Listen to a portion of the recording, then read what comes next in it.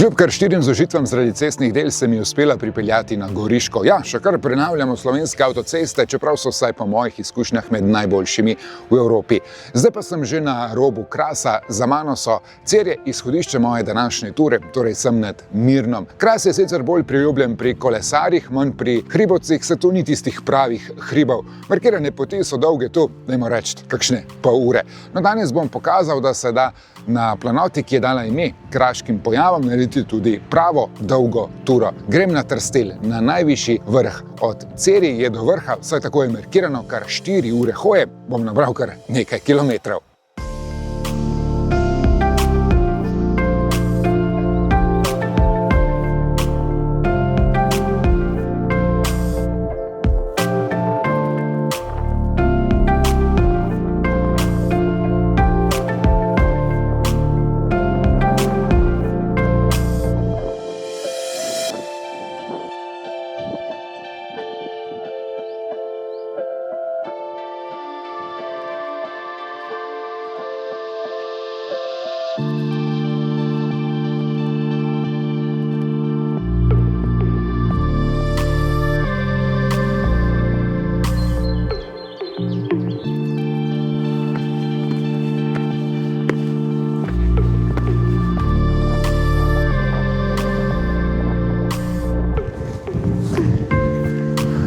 Proti Trstelju hodim čez tako imenovane črne hribe. To je cel niz takih manj izrazitih vrhov oziroma hribčkov tu na robu Krasa. Tale je 3. Fajti hrib, jih štejem, povem na vrhu, koliko jih bo vse skupaj. Mislim, da jih je celo blizu 10. Za mano so 3 kilometre. Sicer na Trstelj vodi več krajših markiranih pešpoti. Pred mnogimi leti sem šel iz vasi Gora, lani poleti pa iz vasi Lipa. Takrat sva šla skupaj z dobrim poznavalcem slovenskih pešpoti ter hribov oziroma gora z Goraznom Goriškom. To je ena res teh najkrajših poti iz zadnje vasi pod Trsteljem z Lipe.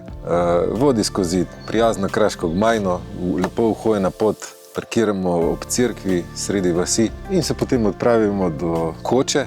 Zdaj nekaj časa hodimo po stezi skozi gozd, potem se priključimo do stopni cesti, pridemo do Koče, no od Koče do vrha je pa še dobrih 5 minut, kjer se pa nam odpre lep razgled, na eni strani na Vipavsko dolino, na drugi strani čez Kras do Jadranskega morja. Kadar je dobra vidljivost, lahko opazimo seveda tudi Julice, Dolomite.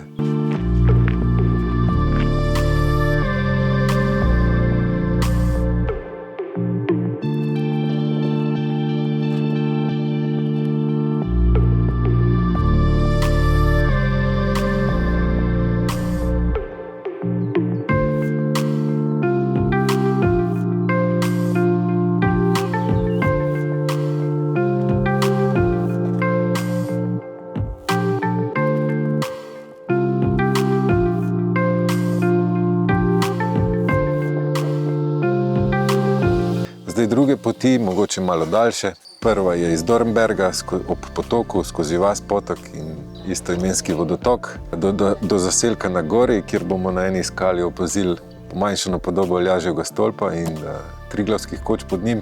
Za malo bolj izkušene ali pa za tiste, ki imajo več časa oziroma so bolj kondicijsko pripravljeni, pa vsekakor priporočam pot od vzpetine Cerje, kjer je pomnik braniteljem Slovenije, kjer imamo tudi muzej, ki predstavlja zgodovino Slovenije, tako davno zgodovino, da rečem, kot prvo vojno, kot drugo vojno, kot tudi osamosvojitveni in poosamosvojitveni čas. No in se od tega pomnika potem napotimo čez vzpetine črnih hribov, katere najvišji vrh je Trstelj, in tam vmes je kar precej prijetnih vrhov, vsak ima svojo označbo na vrhu, nekateri tudi vpisne skrinjice in tako naprej. Tako da ja, tudi ta pot je zelo zanimiva.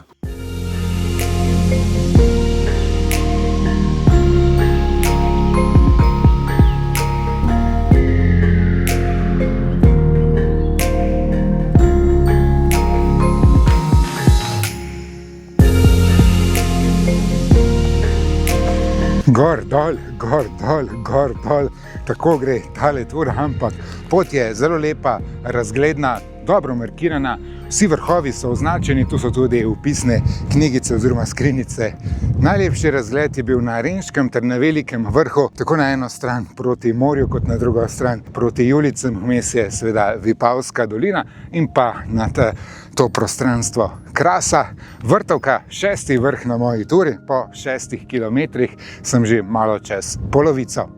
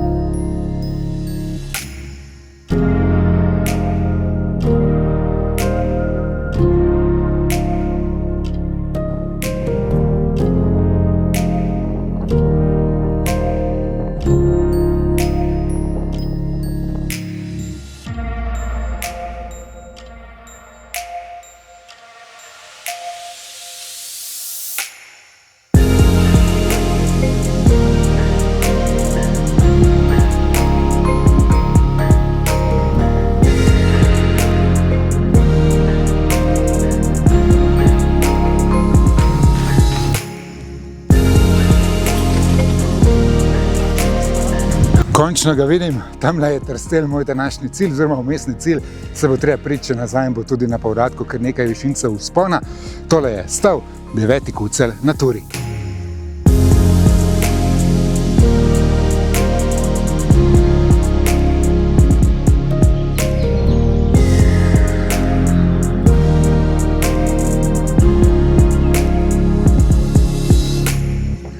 Dobrodošli na najvišji vrh Krasa, 642 metrov. Oddajnik je na vrhu. Sem srečal na poti še skupinico domačinov in so mi rekli, da moram še enkrat povedati, da so to res krasni razgledi. Na eno stran na morje, na drugo stran na Alpe. Tule najbližje se pravzaprav zdaj najlepše vidi tudi Trnovski gozd in pa Čavanj. Za mano so 3 ure in 40 minut hoje, vključno s kratkimi postanki za snemanje ter fotografiranje. Naredil sem 9 kilometrov, 560 višinskih metrov vzpona in 260 spusta, tako da mislim, da sem si kar zaslužil malico.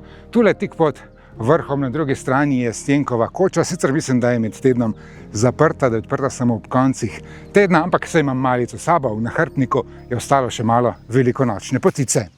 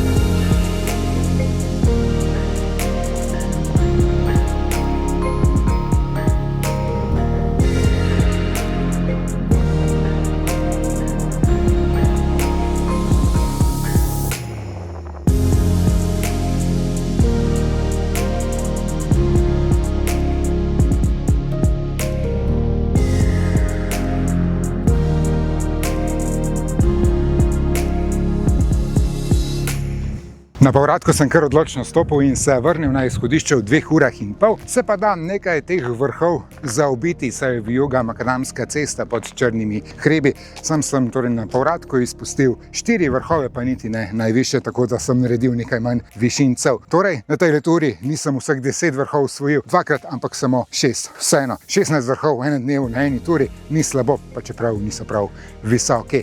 Še končna statistika, 18 km, 810 višincev vzpona in prav toliko sestopa. Priporočam tole turo vsem, čeprav se morda zdi dolga, ampak kondicijsko ni zahtevna. Pokrajina je lepa, razgledi so še lepši, tule se najde mir, sliši se samo ptice pa veter. Imam pa v kratkem še eno idejo za eno pomladno avanturo tule na Goriškem. Poletje za take daljše ture v tem delu Slovenije pač prevroče.